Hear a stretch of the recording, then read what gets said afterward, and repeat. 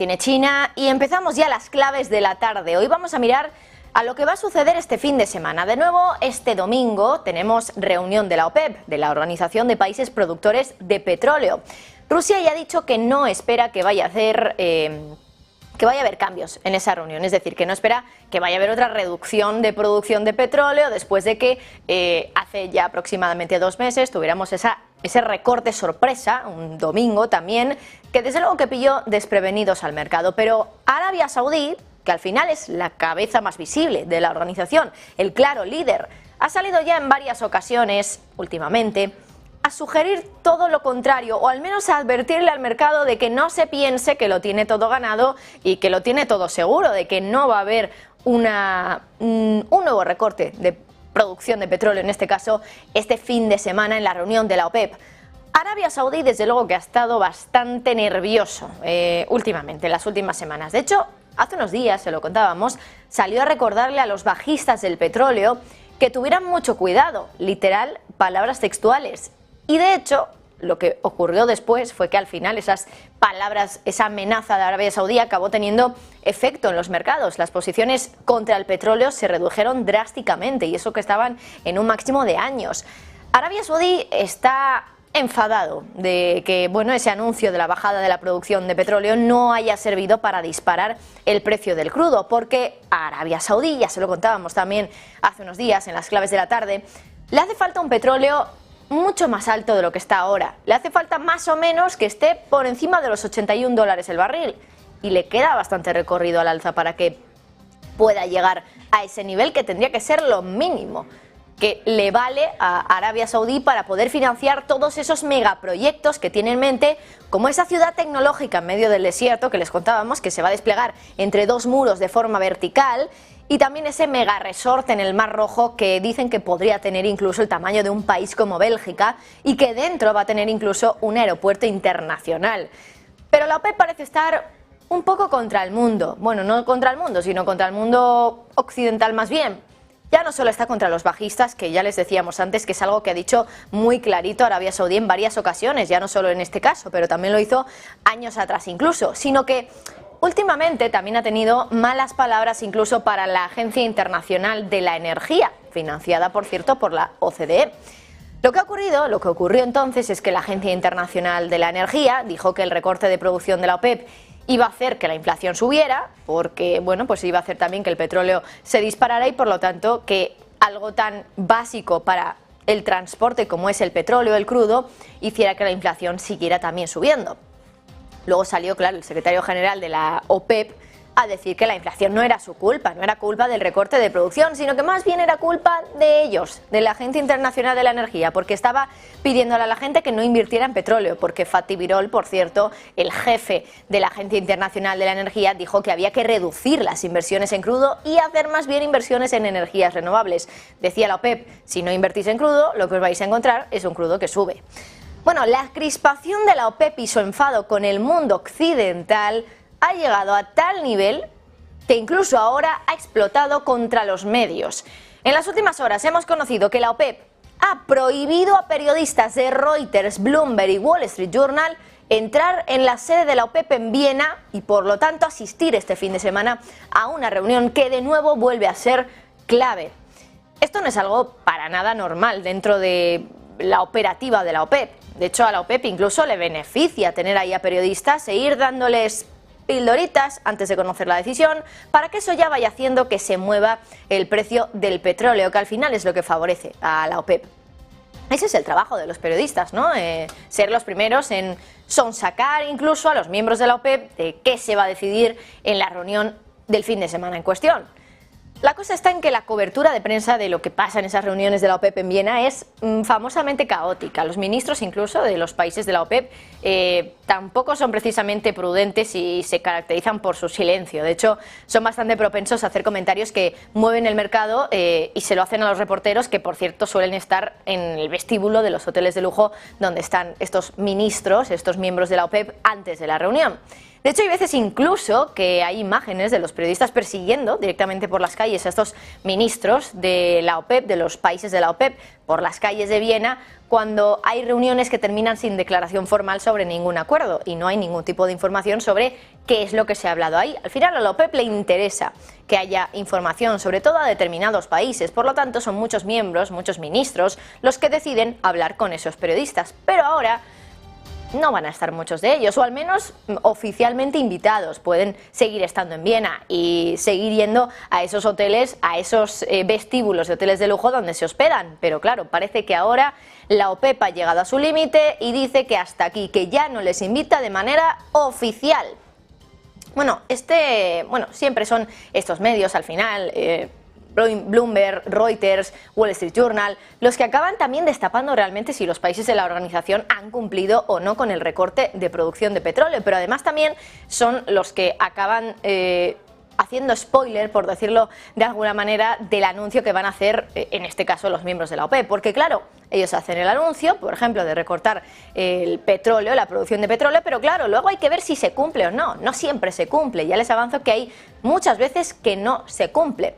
Sin ir más lejos, el propio informe mensual de la OPEP, enseguida vamos a ver un gráfico que les hemos preparado con 2 tablas de ese informe mensual, que por cierto es del informe mensual de mayo, es decir, de justo este último mes. Vamos a ver si los compañeros le pueden poner el gráfico que les hemos preparado. Aquí lo tienen. Y en este informe mensual de la OPEP de abril, bueno, es el informe de mayo, pero para el mes de abril son los últimos datos que aparecen, asegura que se recortó la producción de petróleo en el mes de abril frente al mes anterior, es decir, el de marzo, en solo 191.000 barriles diarios. Recuerden que fue a principios de abril cuando la OPEP anunció que iba a reducir la producción en más de 1 millón de barriles diarios. Claro, lo anunció a principios de abril, pero en abril, en el mes completo, baja la producción, pero mucho menos de ese 1 millón de barriles diarios esperado.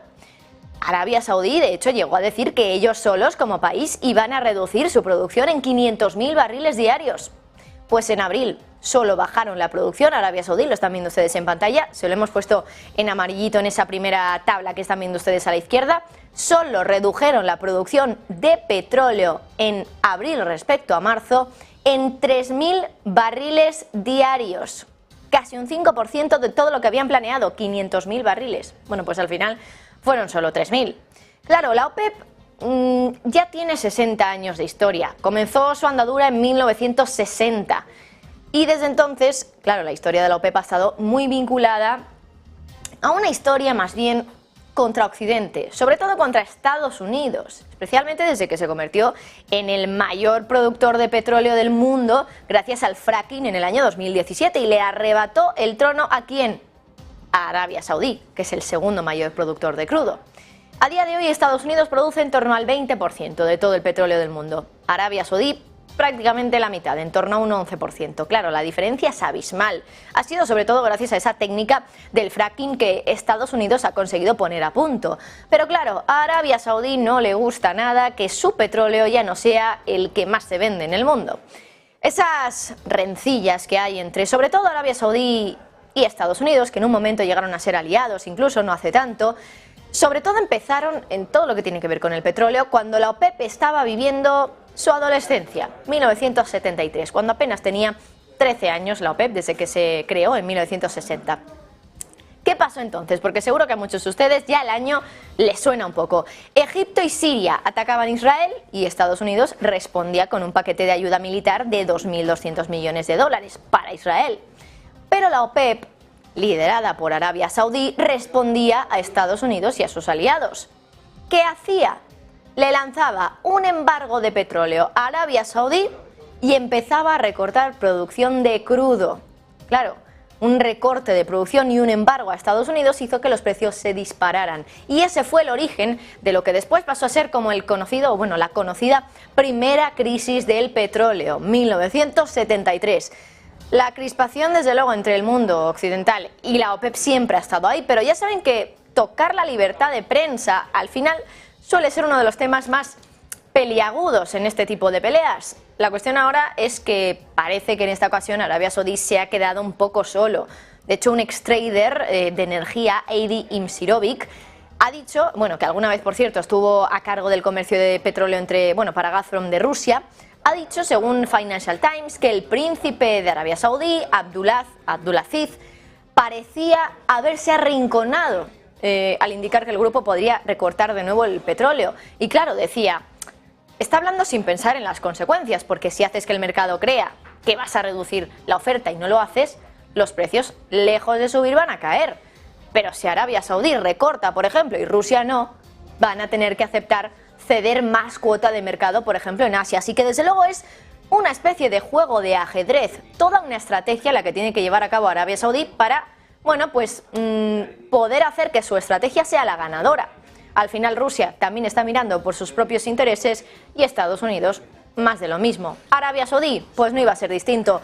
Así que ahí tienen un poco lo que puede haber detrás de esa decisión de veto de los periodistas de Bloomberg, Reuters y también Wall Street Journal en la reunión oficial de la OPEP de este fin de semana en Viena. Bueno, veremos si igualmente persiguen a esos ministros de los países de la OPEP y pueden conseguir alguna exclusiva a pesar de no ser invitados. Veremos, porque desde luego también podría ser todo un golpe a Arabia Saudí. Bueno, antes de nada, vamos ya con otra de las claves de la tarde y hoy de nuevo pues miramos al techo de deuda. Después de semanas casi con el corazón encogido, los inversores anoche ya pudieron respirar tranquilos porque el Congreso había aprobado ya finalmente ese acuerdo del techo de deuda. Bueno, más bien el acuerdo del no techo de deuda, porque ya saben que ese acuerdo suspende ese techo de deuda, ese límite hasta el día 1 de enero de 2025. Y Estados Unidos, por lo tanto, tiene toda la libertad para emitir toda la deuda que quiera.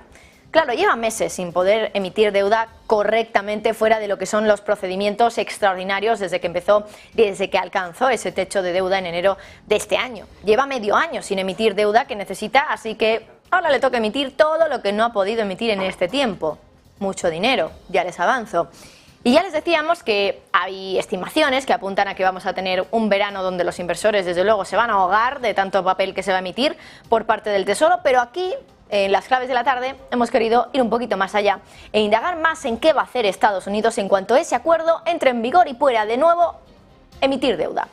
Hoy se espera que se produzca esa votación en el Senado, por lo tanto hoy quizá incluso se termine de dar ya todos los vistos buenos para que ese acuerdo salga adelante.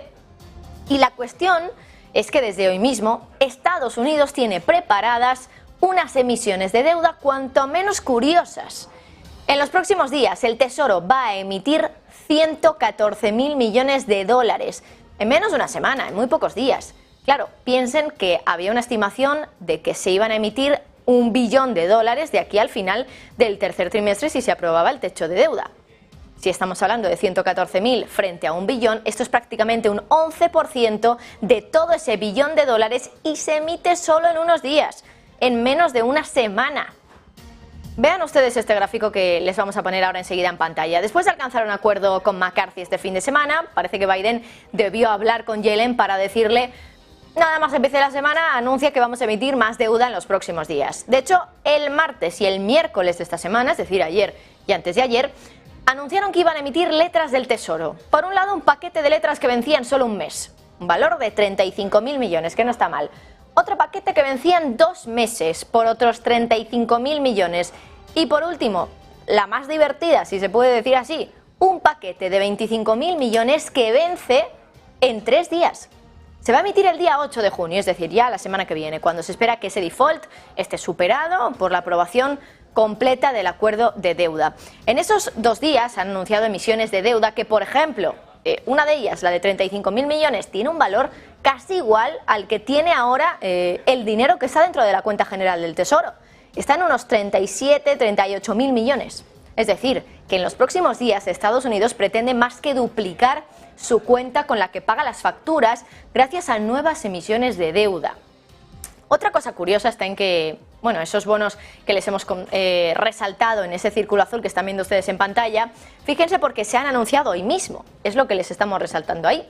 Hoy, día 1 de junio, después de que ayer saliera adelante la votación en el Congreso de Estados Unidos. Pero eso sí, todavía no hay detalles ni de cuánto se va a emitir con esos títulos que se han anunciado hoy, ni con qué vencimiento. Pero ahí tienen esos datos de la vida más allá del acuerdo, que quizá es algo que no siempre se ve y que no es información que sea tan fácilmente accesible.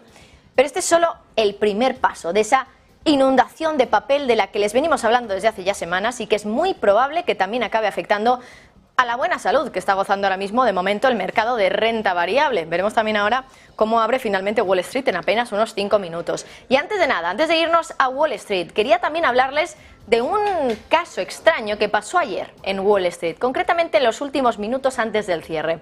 Apple, la empresa más grande del mundo, cerca ya de los 3 billones de dólares de capitalización bursátil, ayer llegó a subir más de un 1% en algunos casos. Y claro, en un día rojo como era ayer, pues será curioso ver un movimiento así de Apple subiendo en torno a un 1%, que bueno, tampoco es una subida que sea nada fuera de lo común, pero en un día donde prácticamente todo cae, Apple sigue muy alcista y además cerca de máximos históricos. Pero de repente, solo unos minutos antes del cierre, de repente hay una transacción de esas que tumban el mercado, entre comillas tumbar, ahora se lo explicamos. En un lapso de solo unos minutos, la acción de Apple pasó de subir un 1% a borrar toda esa subida y caer incluso al cierre. Caer muy poquito, un 0,03, pero pasó de subir a estar en negativo. Si ponemos en cifras ese número de acciones que intercambiaron de manos en ese lapso de solo unos minutos, estamos hablando de 33 millones de acciones. 33 millones de títulos de Apple tienen un valor de 5.800 millones de dólares. Muchísimo dinero. No sabemos si estas operaciones se han hecho por parte solo de un vendedor o de un comprador, si han sido un grupo de operaciones, pero claro, si así lo fuera y fuera realmente una operación que ha llevado a cabo un trader, tampoco hay mucha gente en el mundo que tenga 5.800 millones para gastarse en una sola operación o para ingresar en este caso, porque no sabemos si estamos hablando, bueno, en todas las operaciones tenemos una compra, por un lado un comprador y por otro lado un vendedor, así que habría que verlo desde luego. Pero la transacción, desde luego que se ha hecho viral en redes, con algunos, por ejemplo, usuarios sospechando sobre quién podría estar detrás de esto, e incluso muchos llegan a decir, ¿por qué no podría ser Warren Buffett? Ya saben que es un gran inversor, Berkshire Hathaway, de Apple, y claro, imagínense si ha sido Warren Buffett, que hace no muy poquito en esa junta de accionistas de Berkshire Hathaway decía que Apple es la empresa favorita que tienen en cartera, la mejor de todas las que tienen. Imagínense que ha sido él mismo el que ha vendido 33 millones de acciones de repente en el día de ayer. Bueno, la cuestión está en que Buffett tiene una posición de muchos millones de acciones, 165 aproximadamente, por lo que si hubiera sido él, pues desde luego que habría sido una súper transacción por parte del millonario, que a su vez, como digo, es amante absoluto de Apple. Desde luego que esto es algo fuera de lo común, lo que pasó ayer. De hecho, el volumen de negociación diario medio de Apple en los últimos 50 días es de unos 55 millones de acciones. Ayer se negociaron 99 millones, casi el doble. Algo pasó ayer en Apple y todavía apenas tenemos información sobre ello. Hay que decir también, ya por ir terminando, que es algo habitual que haya un volumen de negociación importante en los últimos minutos antes del cierre, pero 33 millones de acciones con un valor de mercado de 5.800 millones de dólares es algo desde luego poco habitual y sobre todo también para una empresa como Apple. Así que acabamos ya estas claves de la tarde y lo